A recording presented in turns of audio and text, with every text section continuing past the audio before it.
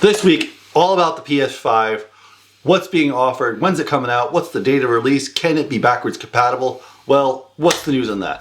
PS5, are you excited for that? Yeah, I am kind of excited for it. I remember the release of the PS4. I remember I had this whole big thing at where I work. It was pretty crazy. But the biggest one I've ever seen was PS2. That was the biggest release I think I've ever seen personally. We'll see if it even gets close to that. But that's in a whole other factor.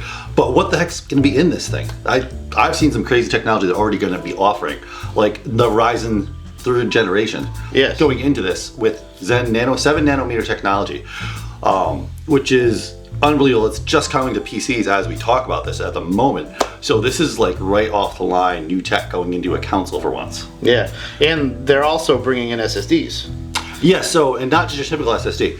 Your standard SSD you use for storage now within your computer. Some people still use standard hard drives, mechanical hard drives, but a lot of us use SSDs because they've gone down in price. And they're pretty fast, but a lot of us are now starting to use NVMe drives or M.2s that use PCI Express lanes to run, which is way faster. And they're going to be using them in console. It seems like they skipped a step because they skipped standard SSDs and went right to high-end SSDs. Yeah. So there were some videos showing off some footage of what it could be, and it was pretty impressive. Like of Spider-Man, yeah, in the console, it was smooth as butter. Yeah, we're talking about almost zero loading times, people.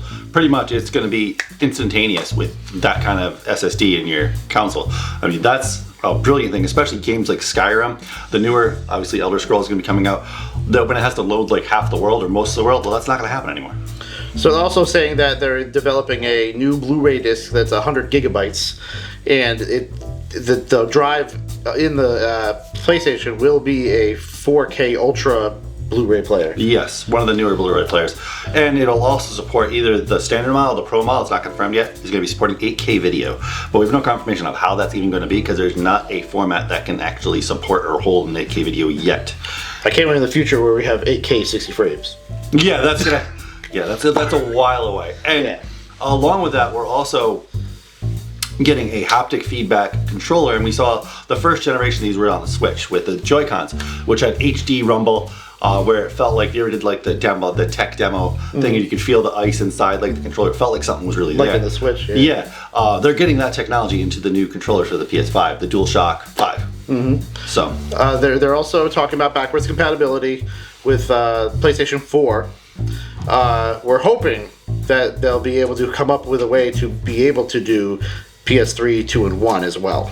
Yeah, or are they going to make a virtual store or just expand their PlayStation Now network to encompass most of the older libraries?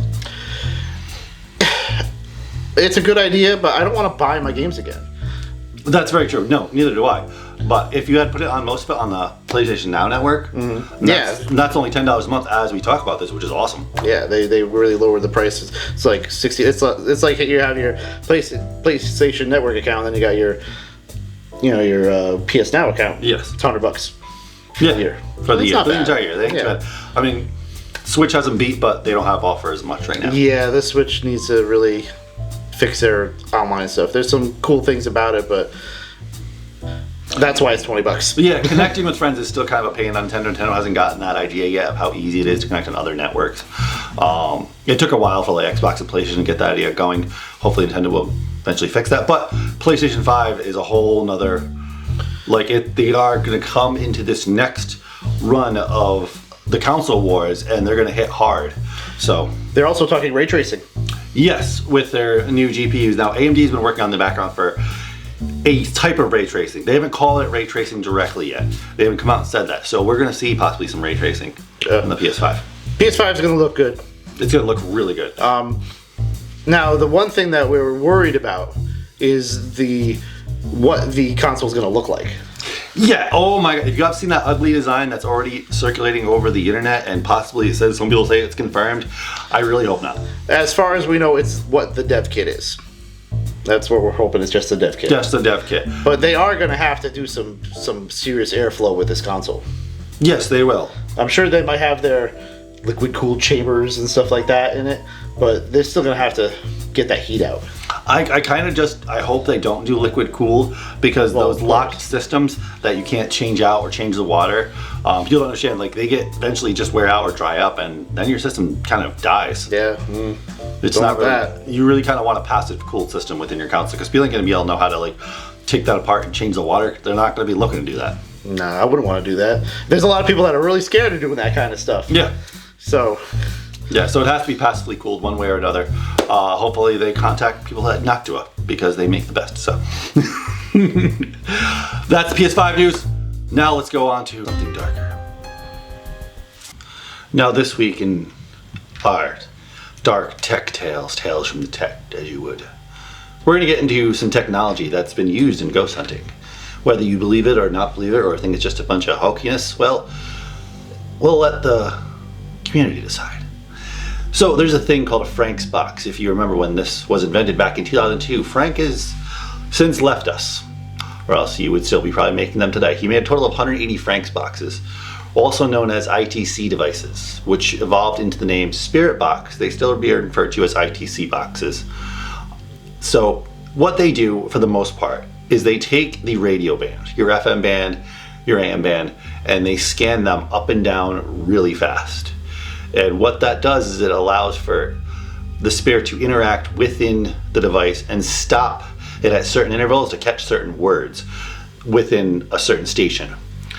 Now, the original Frank's boxes were old radios that were kind of redesigned, that he was, I guess he had an electrical background. I don't know a whole lot about Frank himself, but I'm guessing he had a lot of electronical background, how to build things and engineering, because he was able to re-engineer these radios to do that, scan up and down. There was a lot of famous like possible cases that people reported on and talked about where it actually worked. One of the most famous ones was they were in this haunted house and it started randomly playing the Twilight theme song by picking up notes on all different stations, which was kind of creepy. And there's been a slew of it. You just Google it, you're gonna find a bunch, especially YouTube videos.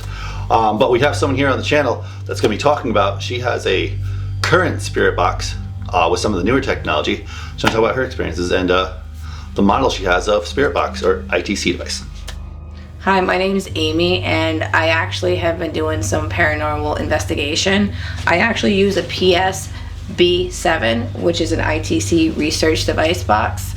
And like Nate was saying a little while ago, that this actually goes off of AM and FM frequency. It goes from 300 and then it goes back to, it could go forwards or backwards. It also goes off of AM frequency. I usually use mine at 150 going forward. Some people like to do backwards. I actually got involved with it because actually a lot of my family members passed, and I actually am a believer in it, and I have had some family talk to me, and that's my preference, since I know some people don't believe it, but I definitely believe it. So if you are interested in learning about paranormal investigations or trying to reach your loved ones, I would definitely recommend this. Thanks. So this has been another tale from the tech, involving some technology that, whether it's hokey or not, there's something happening with it, obviously. It's grabbing something. We don't know what. Something is interacting with the FM or an AM receiver to stop it at certain bands of radio frequency.